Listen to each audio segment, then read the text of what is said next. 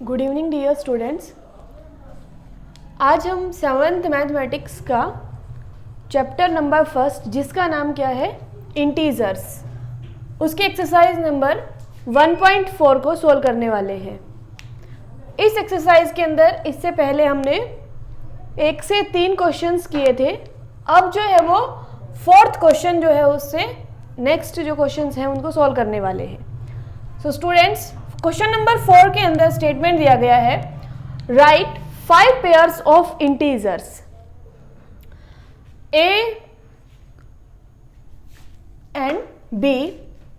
ए और बी इस तरह से है, आपने क्या करना है 5 पेयर इंटीजर्स के बताने हैं जिसमें ए और बी इस तरह से हैं such that a divided by b is equal to -3, कि ए को अगर बी से डिवाइड करें और उससे फिर हमारा आंसर क्या आ जाए -3 आ जाए।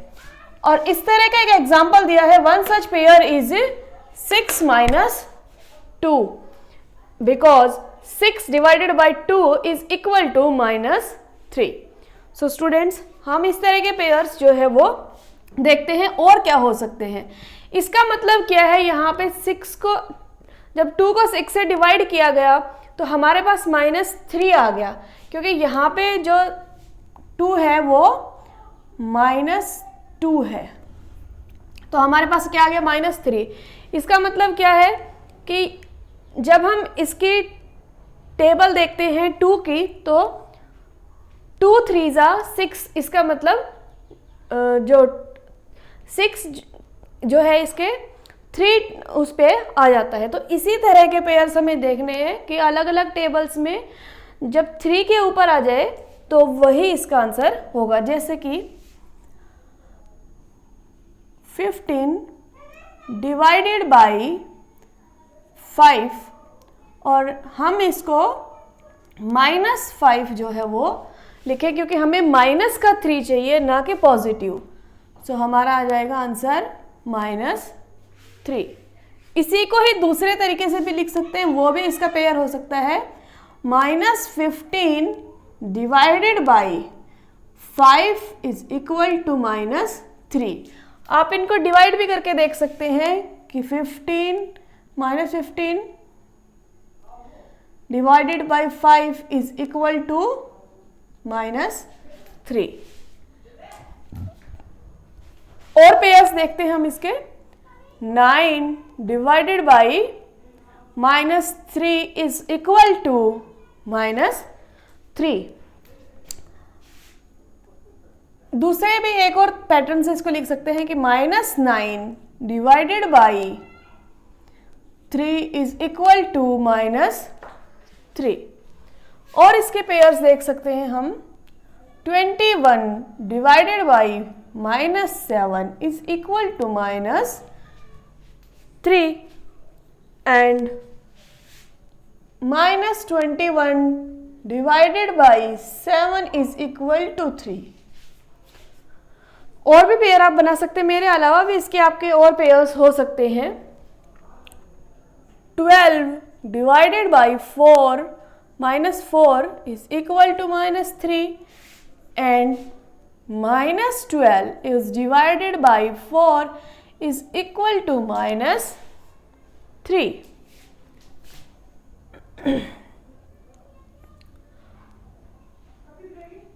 18 divided by -6 is equal to -3 and -18 divided by 6 is equal to -3।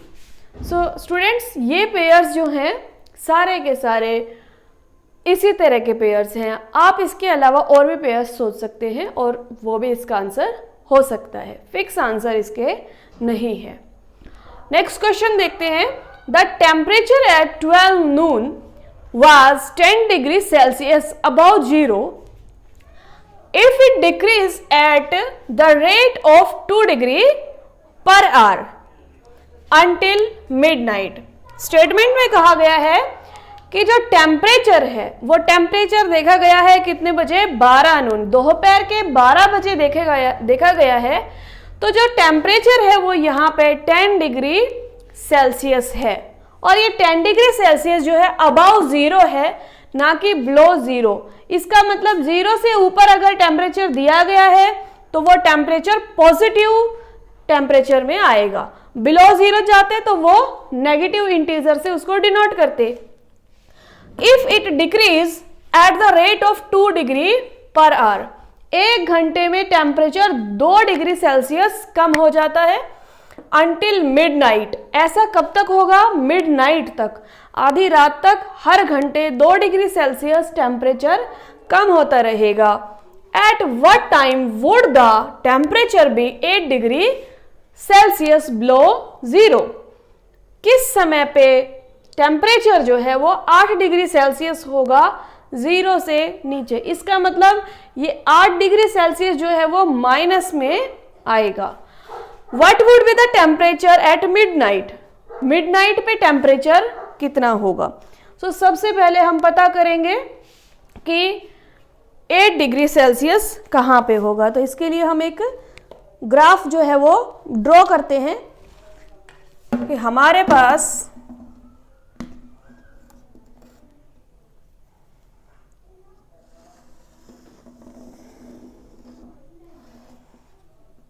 ये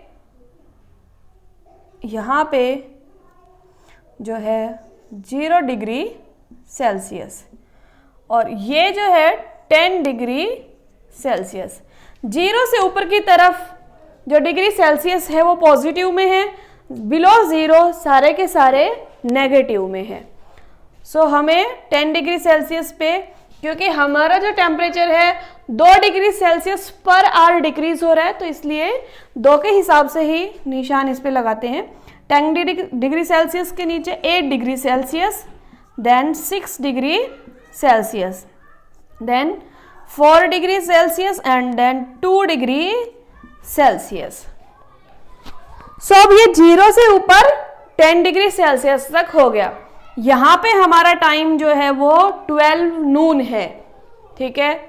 अब इससे 1 घंटे बाद 8 डिग्री सेल्सियस हो गया, इसका मतलब यहाँ पे कितने बजे? 1 बज गया।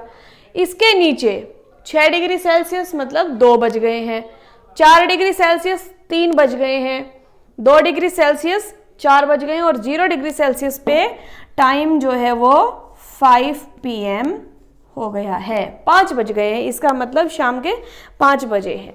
अब इन्होंने पूछा है टेम्परेचर कि किस समय पे 8 डिग्री सेल्सियस टेम्परेचर होगा। तो यहाँ पे जो 8 डिग्री सेल्सियस है वो पॉजिटिव है, लेकिन पूछा इन्होंने नेगेटिव है। 0 से नीचे इसी तरह से 2 के करते जाएंगे। ये -2 degree Celsius, -4 degree Celsius, -6 degree Celsius and -8 degree Celsius. हमें यह बताना है कि -8 डिग्री सेल्सियस पे क्या समय होगा। अब हम देख सकते हैं कि 0 के बाद यहाँ कितने घंटे हो गए हैं। 0 डिग्री सेल्सियस पे 5 PM बजे हैं। अब यहाँ से घंटे देखते हैं, 1, 2, 3 एंड 4, 5 PM यहाँ हो चुके हैं। इसके बाद 4 आवर्स और हो गए हैं। हमारे पास 5 + 4 = 9। यहाँ आप लिख सकते हैं 9 PM। आप करके भी इसको सॉल्व करके देख सकते हैं। यहाँ पे 6 PM, 7 PM, 8 PM and then 9 PM। अब टाइम पूछा गया है कि मिडनाइट, इसका मतलब रात के जो 12 बजेंगे, बिल्कुल आधी रात के 12 बजे टेम्परेचर क्या होने वाला है। सबसे पहले टेम्परेचर स्टेटमेंट लिख सकते हैं।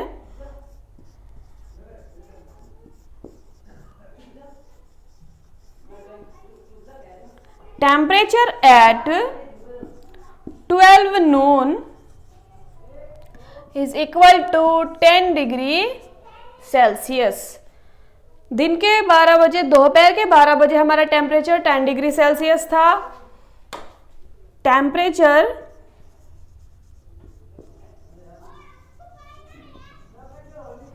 Decreasing rate decreasing rate is 2 degree Celsius per hour. अब टेम्परेचर जो हमारा डिक्रीज हो रहा है वो 2 डिग्री सेल्सियस के हिसाब से डिक्रीज हो रहा है। अब टेम्परेचर जो हमसे पूछा गया है वो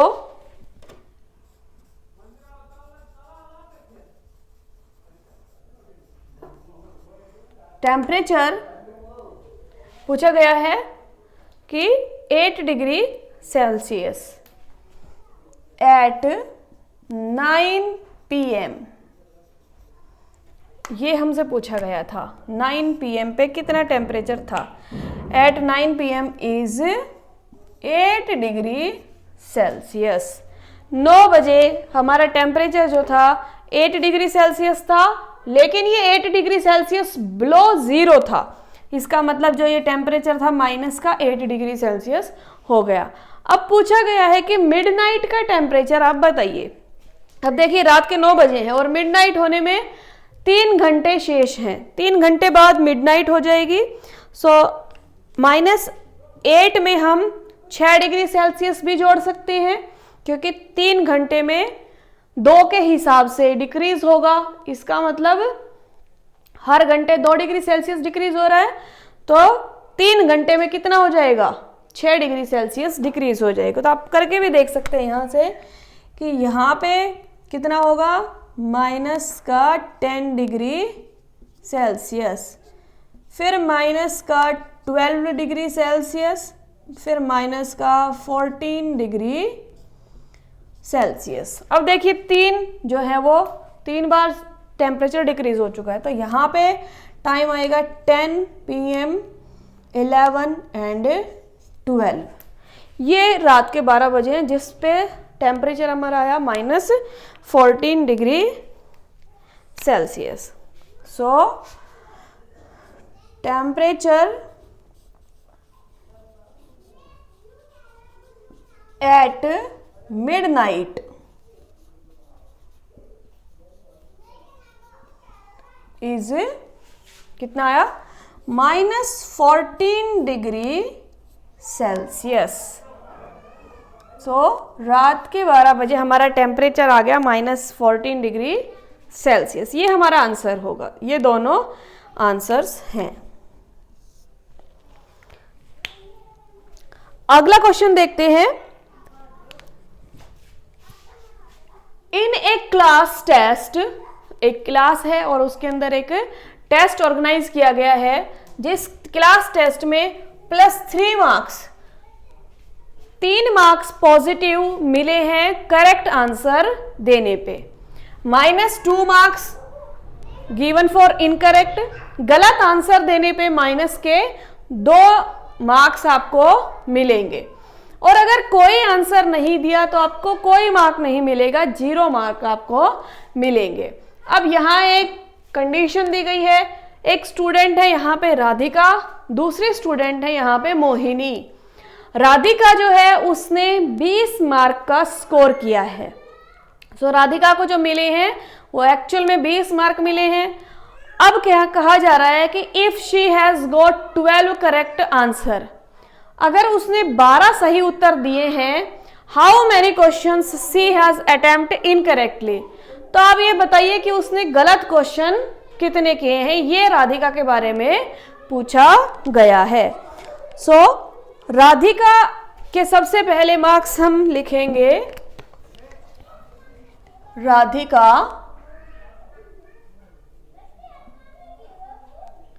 marks for correct answer.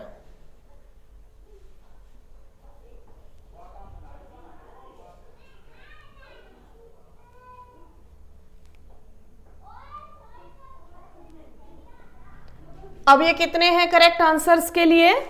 Radhika के मार्क्स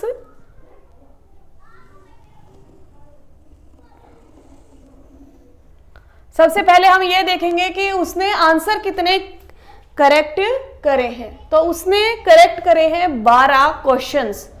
सो 12 क्वेश्चंस और एक क्वेश्चन के लिए उसको मार्क मिलते हैं कितने? 3। तो 12 के लिए हो जाएंगे 12 multiplied by 3 is equal to 36। तो उसको सही क्वेश्चन पुट करने के लिए, सही आंसर देने के लिए उसको 36 मार्क्स मिल गए हैं। अब टोटल मार्क्स कितने हैं उसके वो देखते हैं। टोटल मार्क्स कितने हैं? अब देखिए उसको 20 नंबर जो है टोटल उसको मिले हैं, जबकि उसके सही आंसर के जो मार्क्स हैं वो 36 हैं और एक्चुअल में उसको 20 मिले हैं। सो हम क्या करेंगे? 20 minus 36 is equal to minus 16। अब देखिए हर एक गलत आंसर देने पे उसको माइनस के 2 मार्क्स मिले हैं और अब टोटल मार्क्स उसके आ गए minus 16। So minus 16 divided by 2, क्योंकि उसको हर क्वेश्चन के लिए, गलत क्वेश्चन के लिए उसको 2 मार्क्स मिलने वाले हैं। सो ये -2 लिखेंगे हम, -2। सो -16 को -2 से जब डिवाइड करेंगे तो हमारे पास यहाँ पे 2 माइनस हैं, तो ये क्या हो जाएंगे?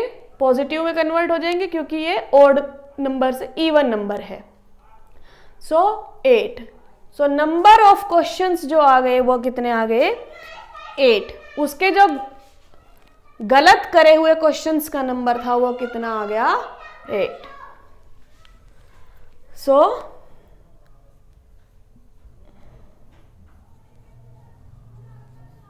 number of incorrect answers is 8। उसने 8 जो है वो गलत आंसर दिए हैं। अब आप इसको करके सोल्व भी करके देख सकते हैं कि 8 मल्टीप्लाइड बाई 2 जो है ये कितना आ जाएगा?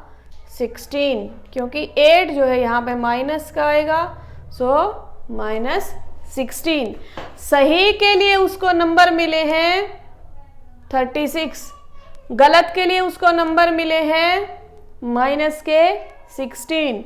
अब हम क्या करेंगे? सही में से गलत को घटा देंगे तो उसका एक्चुअल स्कोर आ जाएगा।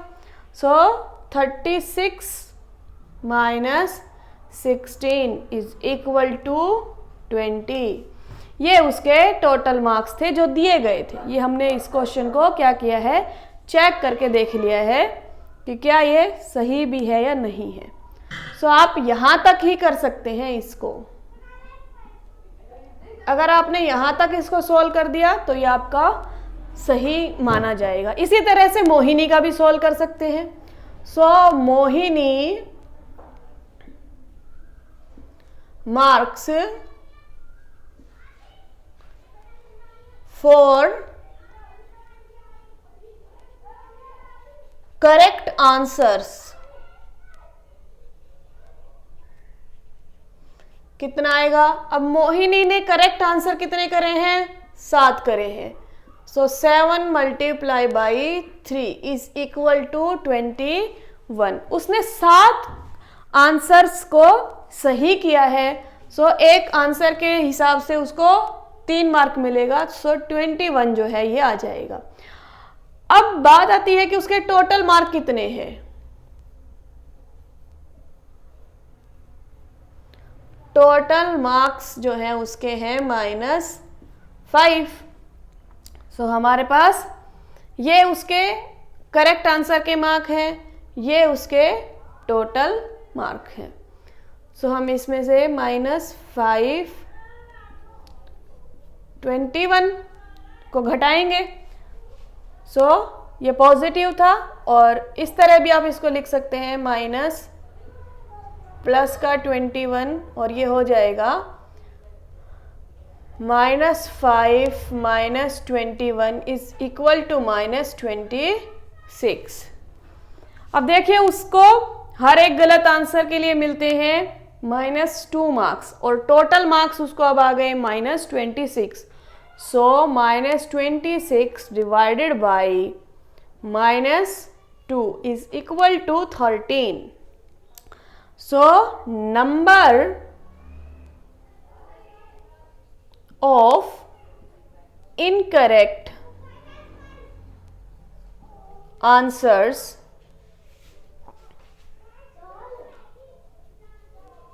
Is equal to 13। सो उसके क्वेश्चन जो गलत थे वो कितने थे? 13 क्वेश्चन उसके गलत थे। आप इसको भी चेक कर सकते हैं, -13 divided by minus multiplied by 2 is equal to -26 और सही मार्क्स उसको हैं कितने? 26। सो जब इसमें इसको ऐड करेंगे तो ये हमारे पास कितने आ जाएंगे? -5 और यही हमारे टोटल मार्क्स थे।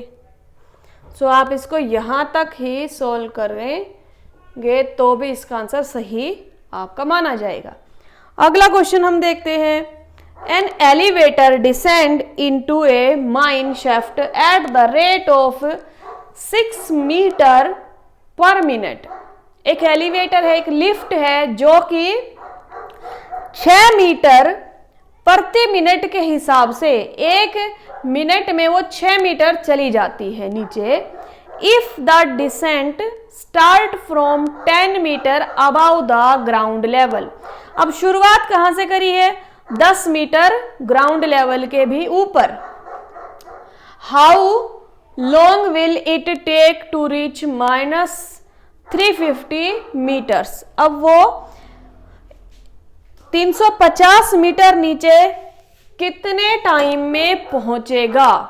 सो सबसे पहले हम इसका डायग्राम ड्रॉ कर सकते हैं कि हमारे पास यहाँ पे डिस्टेंस जो है वो कर लेते हैं। ये जो है यहाँ पे ये 0, इसका मतलब ये क्या है? ग्राउंड लेवल है।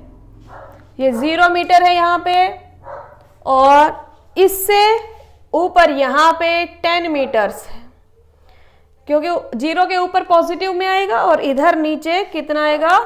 ये लास्ट लेवल है जहां पे इसको पहुंचना है और इसका जो है ये -350 मीटर्स है। इतने पे इसको पहुंचना है, इतने नीचे इसको जाना है। सो हमारे पास यहां से वो चलेगा और 6 उसका जो रेट है उसका रेट लिख लेते हैं। Elevator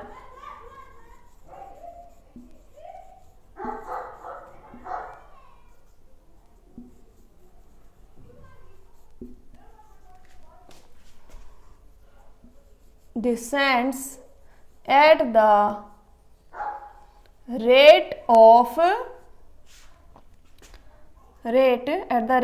is equal to 6 meter per minute।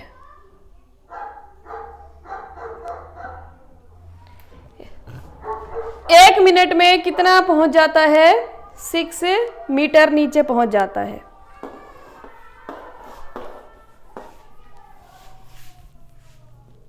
Elevator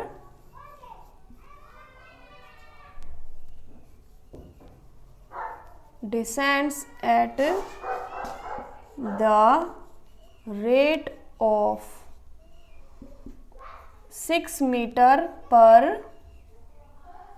minute. 1 minute में 6 मीटर नीचे चला जाता है। अब टोटल डिस्टेंस जो है कितना आया देखिए। टोटल डिस्टेंस 10 मीटर्स तो 0 मीटर के ऊपर है और 350 मीटर 0 से नीचे है। तो टोटल कितना आ गया? टोटल ये हमारा आ गया 360 मीटर्स, क्योंकि 10 मीटर ग्राउंड लेवल से ऊपर और 350 मीटर ग्राउंड लेवल के नीचे उसको पहुंचना है -350 पे। तो दोनों को जोड़ लेंगे तो कितना आ जाएगा हमारे पास? 360 metre.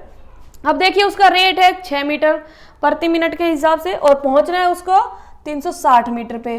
So 360/6 is equal to 60 minute. कितना आ गया? 60 मिनट, और 60 मिनट को आप घंटे में कन्वर्ट कर सकते हैं 1 आवर। एक घंटे में वो -350 पे पहुंच जाएगा।